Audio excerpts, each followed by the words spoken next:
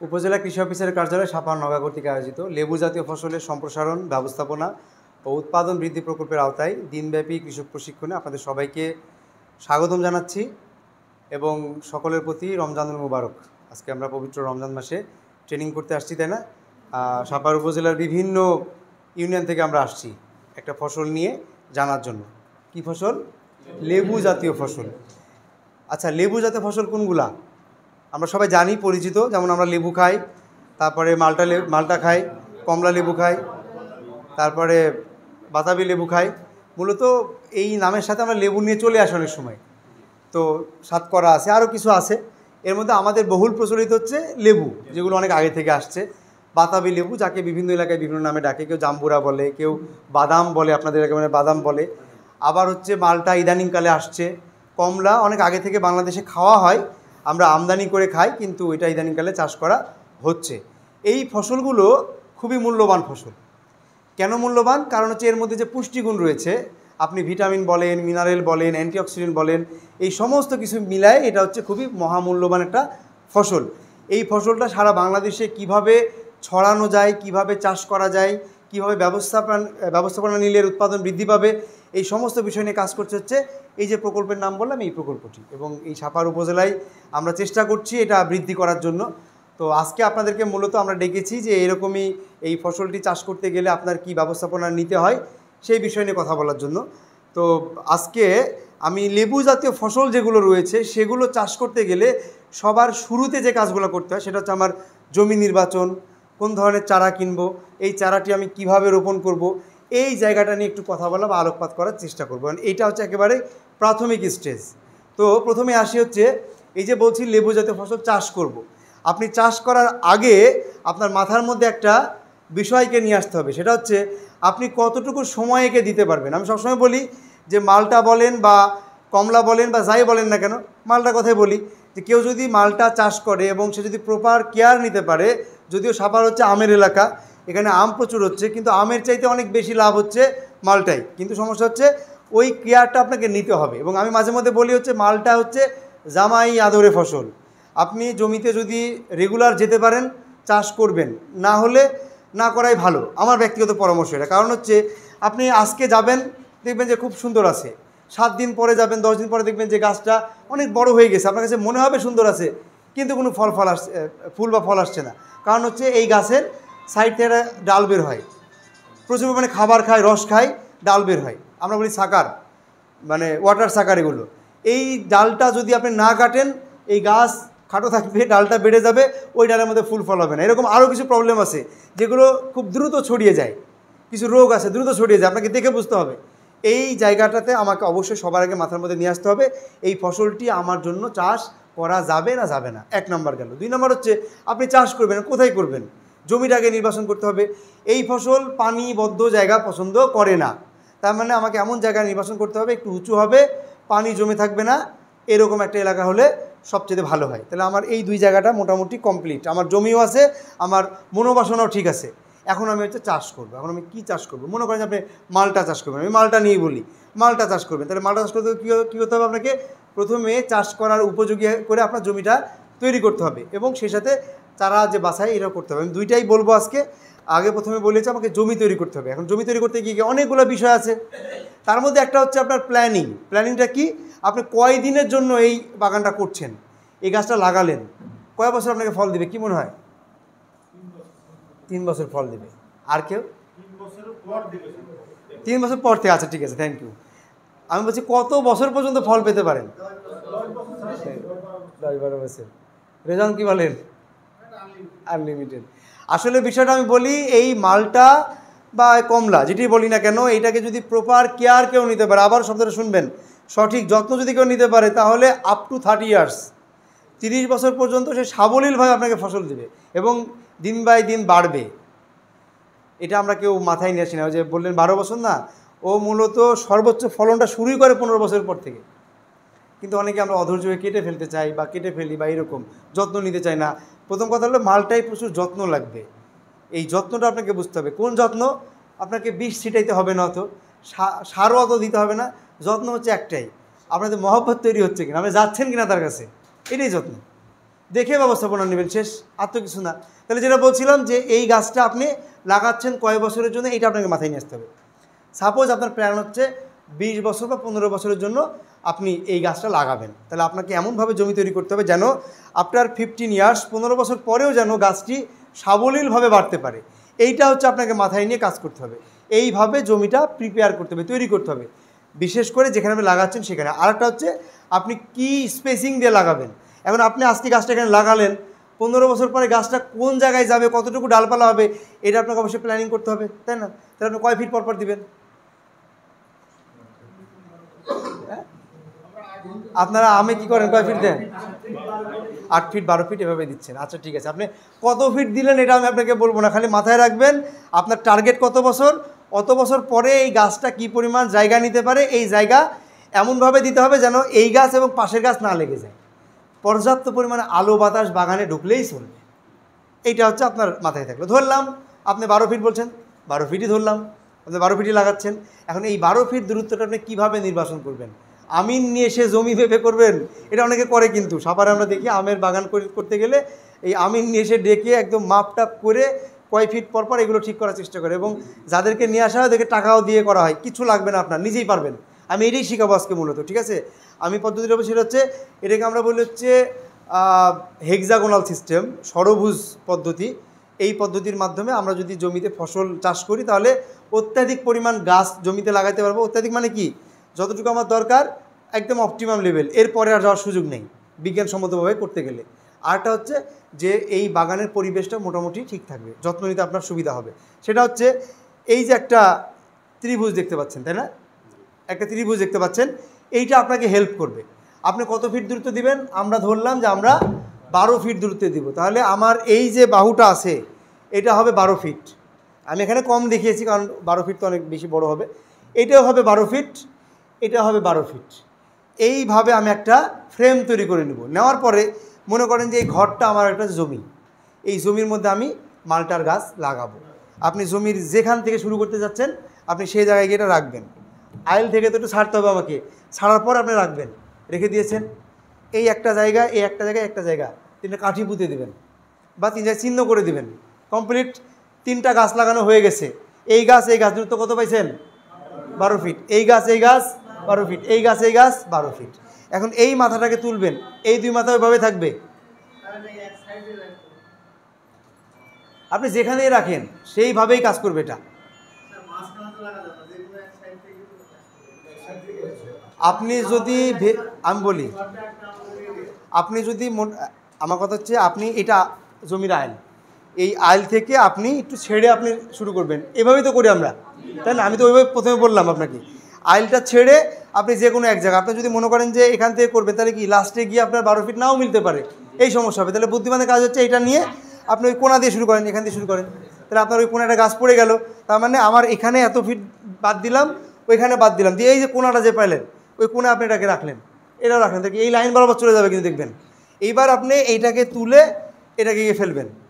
ফেলছেন এখানে, এই 2টা ঠিক আছে, একটা চিহ্ন পাইছেন এখানে, আরটা পাইছেন, এখন ওটাকে ঠিক রেখে এটাকে এখানে ফেলেন, এই লাইনে চলে যাবে এটা, পাইছেন? প্রত্যেকটা গাছ 12 ফিট 12 ফিট করে, পুরা জমি আপনি একাই যথেষ্ট, কোনো লেবার লাগবে না, কোনো আমিন লাগবে না, কিচ্ছু লাগবে না। সব শেষ করার পরে কোনো এক সাইডে দাঁড়াবেন সোজা, এদিকে দাঁড়াবেন সোজা, এদিকে দাঁড়াবেন সোজা। এটাকে বলা হয় হেক্সাগোনাল সিস্টেম। এটা আপনি মালটার ক্ষেত্রে বলেন, লেবুর ক্ষেত্রে বলেন, আমের ক্ষেত্রে বলেন, এই ফসলগুলো চাষ করতে গিয়ে আপনি এই পদ্ধতিগুলো খুব ইজিলি চাইলে ব্যবহার করতে পারেন, ঠিক আছে? তো আমরা এই পদ্ধতি চেষ্টা করব। তাহলে আপনার ডিস্টেন্স কত দিচ্ছেন এটা মাথায় রাখবেন, কিন্তু এই ক্ষেত্রে আপনার প্রত্যেকটা লাইন টু লাইন বলেন, গাছ টু গাছ বলেন, প্রতি ক্ষেত্রেই একেবারে সমান মাপ দিয়ে চলবে। এটা যত্ন নিতে সুবিধা হয়, খুব ভালো একটা পদ্ধতি। তাহলে এই পদ্ধতি সবাই শিখতে পারছেন সবাই? তাহলে আমরা চেষ্টা করব এই পদ্ধতিটাকে মাঠে গিয়ে বাস্তবায়ন করার জন্য। এখন আসি হচ্ছে আমার জমি নির্বাচন শেষ, আমার গাছ কী দূরত্বে দিব সেটাও শেষ। এখন আমি হচ্ছে জমিটা তৈরি করব, এটা রেখে দিলাম। যেখানে গাছ লাগাবো, সাপোজ এখানে চিহ্ন পেয়েছি আমি, এই চিহ্নতে আমি গাছটা লাগাবো, এই জায়গায় এই গাছটা বসবে, এই জায়গাতে আমি আগামী 15 বছরের জন্য গাছটি লাগাচ্ছি। তাহলে 15 বছর পরে গাছটির কী অবস্থা হবে এটা আমাকে অবশ্যই মাথায় নিয়ে কাজ করতে হবে। এইখানে আমি করব কি, একটা 3 ফিট বাই 3 ফিট, ধরে নেন 3 ফিট বাই 3 ফিট, 2.5 থেকে 3 ফিট দেওয়া যায়, সমস্যা নাই। ভেতরের দিকেও 3 যাবেন, আবার সাইডের দিকেও কি যে বৃত্ত হবে, বৃত্তের ব্যাসার্ধ হবে 3 ফিট। বোঝা গেছে? একটা বৃত্তের মতো করে মাটি তুলবেন, পুরা গর্ত করে মাটি তুলবেন। শর্ত হচ্ছে এখানে আমরা কাজ করবো, সেটা হচ্ছে উপরের 1.5 ফিটের মাটি এক পাশে রাখবো, আর নিচের 1.5 ফিটের মাটি আর এক পাশে রাখবো। দুই পাশে রেখেছি, রাখা হয়েছে। এই গর্তের মধ্যে কিন্তু আমার গাছটা বসবে। এখন এই গর্তের মধ্যে আমাকে পর্যাপ্ত পরিমাণে খাবার দিয়ে এই গাছটাকে বসাইতে হবে। খাবার দিব কোথায়? উপরের যে 1.5 ফিট পাইলেন, এই 1.5 ফিটের মধ্যে মোটামুটিভাবে বিভিন্ন খাবার থাকে। কারণ কি, পৃথিবী তৈরির পর থেকেই এই এলাকাতে গাছপালা কিছু ছিল, ডাল লতা পাতা পড়েছে, জৈব সার তৈরি হয়েছে, মাটিতে মিশে গেছে। এই পরিমাণ মাটিতে মোটামুটি খাবার আছে। কিন্তু এই যে নিচের যে 1.5 ফিট, এই নিচের 1.5 ফিটের মধ্যে তেমন খাবার টাবার নাই। এই মাটি আমার কাজেও আসবে না তেমন, গাছ ওখান থেকে খাবারও পাবে না তেমন। আমি এটাকে ফেলে দিতে পারি চাইলে, আমি নিব না মনে করেন। তারপরও আপনার যদি শর্ট পড়ে বা কম পড়ে, প্রয়োজনে নিতে পারেন। আমি দুইটা রেখে দিছি। এখন আমি করব কি, গর্ত ভরাট করতে হবে, এই মাটির মধ্যে খাবার মিশাবো। উপরের 1.5 ফিটের মাটির মধ্যে কি খাবার মিশাবো? আমার ব্যক্তিগত পরামর্শ হচ্ছে নিচের 1.5 ফিটের সমপরিমাণ জৈব সার, সমপরিমাণ যে পরিমাণ মাটি আপনি এখানে রাখছেন না, ওইটাকে ভরাট করতে সমপরিমাণ জৈব সার। কোনটা? বাড়িতে পাউস তৈরি করছেন, সেখান থেকে গোবর নিয়ে আসেন, ভার্মি কম্পোস্ট নিয়ে আসেন, যে কোনো একটা জৈব সার মিশাই দিবেন, জায়গাটা পূরণ হয়ে যাবে সমপরিমাণ। ঠিক আছে? আর যদি মনে হয় যে না আমি অত বেশি খরচ করতে পারবো না, একটু বেশি পরিমাণ হয়ে যাচ্ছে, তাহলে আমি একটু পরিমাণটা বলি। একটা গর্তের জন্য প্রায় আপনার 15 থেকে 20 কেজি বা 10 থেকে 15 কেজি, যাই হোক না কেন, আপনি গোবর সার দিবেন।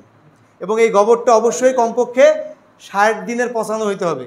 এই পচানোটা রোদেও পচানো যাবে না, বৃষ্টির মধ্যে পচানো যাবে না। যেখানে পচানো হবে সেখানে চালা তৈরি করে সেখানে গোবরটা গর্ত করে পচাইতে হবে। কমপক্ষে কতদিন? 60 দিন। এই পচানো গোবরটা এখানে মিশাবেন। এর সাথে যদি সুযোগ থাকে কারো, ভার্মি কম্পোস্ট দেবেন 2 থেকে 3 কেজি, কেঁচো সার যেটাকে আমরা বলি। আমরা অন্য সময় কথা বলবো কেঁচো সার কীভাবে তৈরি করে, যদি সুযোগ হয়। হ্যাঁ, এরপরে হচ্ছে আমরা চেষ্টা করবো 3 থেকে 4 কেজি ছাই দেওয়ার জন্য। চুলায় ছাই হয় না? ছাই হয়। বা নওগাঁতে প্রচুর রাইস মিল আছে, সেখানে আমরা ছাই পেতে পারি। এই ছাইটা আমরা এখানে মিশাবো।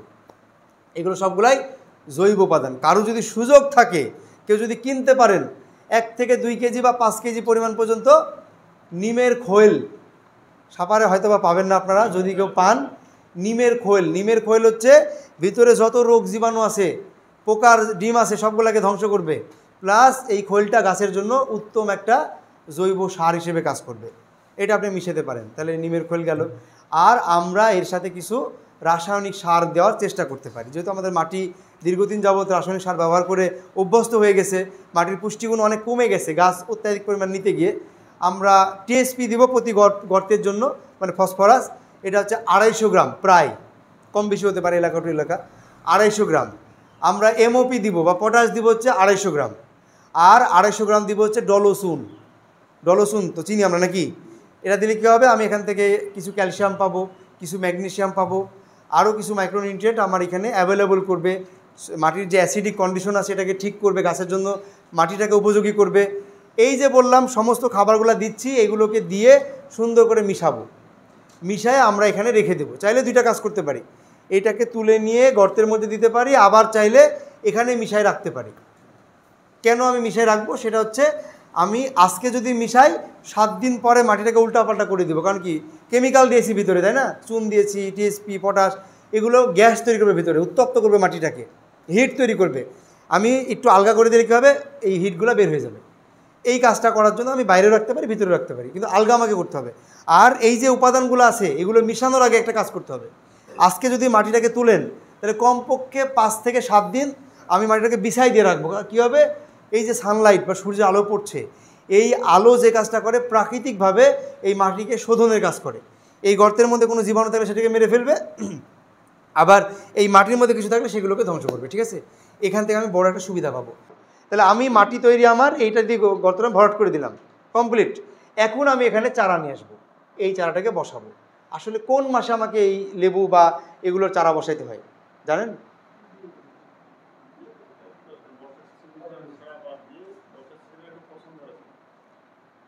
বলি, সেটা হচ্ছে আমরা চেষ্টা করতে পারি যে মে মাস থেকে একদম আগস্ট মাস পর্যন্ত, এই যে সময়টা আছে, এই সময়ের যে কোনো সময় লাগাইতে পারেন। যদি বর্ষা পড়ে যায় তাহলে ওই যে একটাই জিনিস, পানি যেন না জমে, পানি না জমলেই চলবে, দেখবেন যে খুব ভালো হবে, কোনো সমস্যা নেই।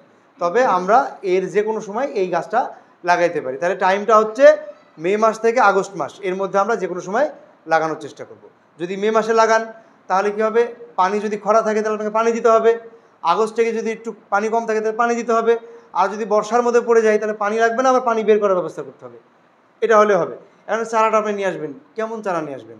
যেমন এই চারাটা আসলে সাভারের মানুষ বড় চারা লাগায় অভ্যস্ত, আর দোকানদাররাও করে কি, বা নার্সারির লোকেরা ওরাও বড় চারা বিক্রি করে অভ্যস্ত।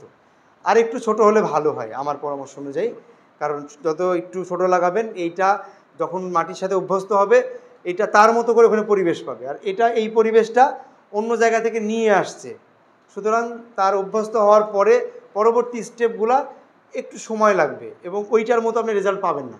তো ঠিক আছে, চারাটা আপনি সেভাবে ঠিক করবেন। এই চারাটা যখন নিয়ে আসবেন একটু খেয়াল রাখতে হবে চারার মধ্যে কোনো রোগবালাই আছে কিনা, এটা দেখে নিয়ে আসবেন যেখান থেকে নিয়ে আসছেন। আচ্ছা, রোগবালাই নাই, সব কিছু ঠিক আছে। এখন এইটা নিয়ে এসে কী করবেন, এই কাঁচি দিয়ে কেটে বা কোদাল দিয়ে একটা কোপ দিয়ে এটাকে ছড়াই ফেলে দিয়ে মাটিতে বসাই দিবেন, তাই তো? সবার আগে যে কাজটা করতে হবে, আমরা বলেছি হার্ডেনিং করতে হবে। আপনি যে জায়গায় লাগাতে চাচ্ছেন, যদি আপনি অন্য কোনো জায়গা থেকে নিয়ে আসেন, নিয়ে এসে আপনার বাড়ির আশপাশে কোথাও ছায়াযুক্ত জায়গায় কয়েকদিন রেখে দিবেন, তাকে রেস্টে রাখবেন। এরপরে আপনি জমিটাকে, যে জমি তৈরি করলেন এখানে আপনি এটাকে লাগাবেন। আর লাগানোর নিয়মটা হচ্ছে এই চারা নিয়ে এসে এইটাকে এমনভাবে কাটবেন যেন এই গাছ বা এই মাটি না বুঝতে পারে, না বুঝতে পারে। সোজা আমি যদি বলি, কেন আমি এটা বললাম, এর কারণটা হচ্ছে দেখেন, এই যে মাটি দেখছেন, এই মাটিটা কিন্তু ওই নার্সারি থেকে আসছে। এই গাছটা কিন্তু ছোট অবস্থা থেকে খাবারটা ওইখান থেকে নিয়ে অভ্যস্ত, সে যে বেড়ে উঠেছে এই মাটি থেকে, এখনও খাবারটা এখান থেকে নিচ্ছে। আপনি যখন এই মাটিটাকে ডিস্টার্ব করবেন বা ফেলে দিবেন, আপনার নতুন মাটিতে দিবেন, তার কিন্তু অভ্যস্ত হতে সময় লাগবে। এখানে আমি একটু উদাহরণ দিয়ে বোঝানোর চেষ্টা করি। মনে করেন যে কোনো একজন শীতপ্রধান দেশের মানুষ আমাদের দেশে বা আপনার বাড়িতে বেড়াতে আসছে, তো উনি আসছেন, ওনারা কিন্তু মশলা তেমন খায় না, মরিচ আপনার মতো খায় না, ঝাল খায় না। এখন আপনি যদি তাকে প্রথম দিনে যদি ঝাল তরকারি খাওয়ান তাহলে কী হবে, ও পরের দিন ঘুম থেকে উঠে পালাবে, তাই না? তার পেটের মধ্যে সমস্যা হবে, অভ্যস্ত না সে। তাকে অভ্যস্ত করতে হলে করতে হবে কি, প্রথমের দিকে আপনাকে তাকে তার মতো খাবার দিতে হবে। এরপর আপনি একটা মরিচের 4 ভাগের 1 ভাগ খাওয়াবেন, এরপর আপনি অর্ধেক খাওয়াবেন, এক সময় ফুল খাওয়াবেন, দেখবেন যে কোনো এক সময় আপনি যেমন খাচ্ছেন ও তেমনটি খাচ্ছে। এটাকে আমরা বলেছি অভ্যস্ত করা। এই গাছকে অভ্যস্ত করতে হবে। এই যে মাটিটা লেগে আছে এইটা তার অভ্যস্ত, মানে ওখান থেকে সে অভ্যস্ত হয়ে আসছে। এই মাটিকে ডিস্টার্ব না করে এখানে আমাকে লাগাইতে হবে, কোনো শেকড় যেন না কাটে। গাছের এই শেকড় মানে কি, তার জিবা, জিবা কেটে দেওয়া মানে কি, সে খাবার নিতে পারবে না। শিকড় কাটা যাবে না, মাটি নষ্ট করা যাবে না, মাঝখান বরাবর আপনি লাগাবেন। কতটুকু লাগাবেন, এতদূর পর্যন্ত নাকি? এইটা যেন উঁচু হয়ে থাকে, আবারও বলছি, এমনভাবে লাগাবেন যেন এইটা মাটিতে ঢেকে না যায়, এই লেভেলটা এই আপনার এই গর্তের তুলনায় যেন অল্প একটু হলে উঁচু হয়ে থাকে। বোঝা গেছে? অর্থাৎ এইটা পুরোটাই মাটির মধ্যে ঢুকিয়ে দেওয়া যাবে না, এইটা আমাকে মেনটেন করতে হবে। এই যে লাগিয়ে দিলেন, লাগানোর পরে কি হবে, যে মাঝে মধ্যে বাতাস হতে পারে, গাছ যখন দুলবে এই মাটি আলগা হয়ে যাবে, আলগা হয়ে গেলে শিকড়ের সাথে যে কানেকশন দুর্বল হয়ে যাবে, গাছ দুর্বল হয়ে যাবে। খুঁটি পুঁতে একটু বেঁধে দেবেন, তাহলে আর নড়বে না, সুন্দরভাবে থেকে যাবে। লাগানোর পরে অত বেশি পানি দরকার নাই, শিলানোর দরকারও নাই, টাইট করার দরকার নেই, অল্প পরিমাণ পানি দিবেন, দেখবেন যে মাটিগুলোয় কম্প্যাক্ট হয়ে যাবে, কম্প্যাক্ট হয়ে এর সাথে লেগে যাবে। কি হবে, প্রথমের দিকে এখান থেকে খাবার নেবে, এরপরে কি ধীরে ধীরে তার শিকড় বাড়বে, বেড়ে আপনার মাটির মধ্যে ঢুকবে, ঢুকে এই মাটি থেকে সে খাবার না শুরু করবে, একসময় গিয়ে অভ্যস্ত হয়ে যাবে। এইভাবে যদি কেউ গাছ লাগাইতে পারে তাহলে তার গাছ একসময় গিয়ে এরকম হবে। আবার আমি যে বললাম যে 30 বছর পর্যন্ত ফলন দিবে, এই গাছটাই দিবে। আর আপনি গাছটা নিয়ে এসে কোনো রকম টান দিয়ে, ছিঁড়ে, কোদাল দিয়ে, কোপ দিয়ে, বসাই দিয়ে চলে গেলেন, বছরে একবার করে সার দিচ্ছেন, আপনি তো ভাই 5 বছর বেশি পাবেন না, বা 7 বছর বেশি পাবেন না। আপনাকে 30 বছর নিতে হলে এইভাবে নিতে হবে। এবং এইটাকে একটা উদাহরণ দিই আমি, আপনার সন্তানকে আপনি বড় করছেন, তাকে যদি সঠিক যত্ন নিয়ে পড়াশোনা করিয়ে বড় করেন তাহলে কি হবে, ভবিষ্যতে হয়তো বা একটা ভালো চাকরি করবে, ভালো কাজ করবে, আপনার মুখ উজ্জ্বল করবে, আপনাকে টেনশন করতে হবে না। কিন্তু আপনি যদি আপনার ওই সন্তানকে যদি পর্যাপ্ত বা ভালো পরিবেশ দিয়ে বড় না করেন, কি হতে পারে, এমনও তো হতে পারে সে হয়তো বা নেশার জগতে ঢুকে গেছে, সে কোনো খারাপ কাজের মধ্যে ঢুকে গেছে, সে কোনো দুর্নীতির মধ্যে ঢুকে গেছে, পুলিশ ধরে নিয়ে যাবে, আপনাকে থানায় যেতে হবে, আপনাকে ছুটায় নিয়ে আসতে হবে। কতদিন পর্যন্ত? সারা জিন্দেগি ভর এই কাজটা করতে হবে। অর্থাৎ শান্তিটা আপনি পাবেন না। কিন্তু আপনি যদি ওই সময়টা ইনভেস্ট করতেন ছোটোবেলায়, বড় হয়ে আপনি নিশ্চিন্তে থাকতেন, আপনার এই সন্তানই হয়তো আপনাকে দেখাশোনা করতো। ঠিক একই অবস্থা হচ্ছে গাছের ক্ষেত্রে। আমি চেষ্টা করি, যেহেতু আমরা গাছ নিয়ে পড়াশোনা করে আসছি, আমাদের জীবনের সাথে গাছের জীবনকে একটু কম্পেয়ার করা, একটু তুলনা করা, একটু মিলিয়ে নেওয়া। এটা যদি মিলিয়ে নিয়ে কাজ করতে পারেন আপনার জন্য সুবিধা হবে। অন্যের কাছে গিয়ে ধর্ণা দিয়ে বসে থাকতে হবে না, আপনি নিজে অনেক সলিউশন বের করতে পারবেন। ঠিক আছে, তাহলে আমাকে এই জায়গাটা খেয়াল করে বা লক্ষ্য করে এই গাছটা রোপণ করতে হবে। রোপণ করলে দেখবেন যে গাছটা খুব সুন্দর বৃদ্ধি পাচ্ছে, বড় হচ্ছে। এই গাছে আমাকে বছরে 3 বার খাবার দিলেই চলবে। একটা হচ্ছে এই যে বলছি, আমরা এখন আছি কোন মাসে? মার্চ মাসে। মার্চ মাসে একবার দিবেন, একবার দিবেন এপ্রিল মাসের শেষে বা মে মাসে, আর একবার দিবেন হচ্ছে ফল যখন হারভেস্ট করা হয়ে যাবে তখন একবার।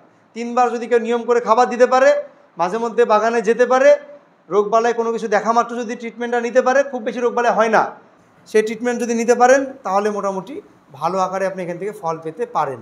তাহলে আমি এতক্ষণ ধরে যে কথাগুলো বললাম, এই কথাগুলা আমরা মেনে, শুধু মালটা না, অন্য যে কোনো ফলের ক্ষেত্রে আমরা খাটাতে পারি, কোনো সমস্যা নেই। আমরা কাজ করতে পারবো তো ইনশাল্লাহ?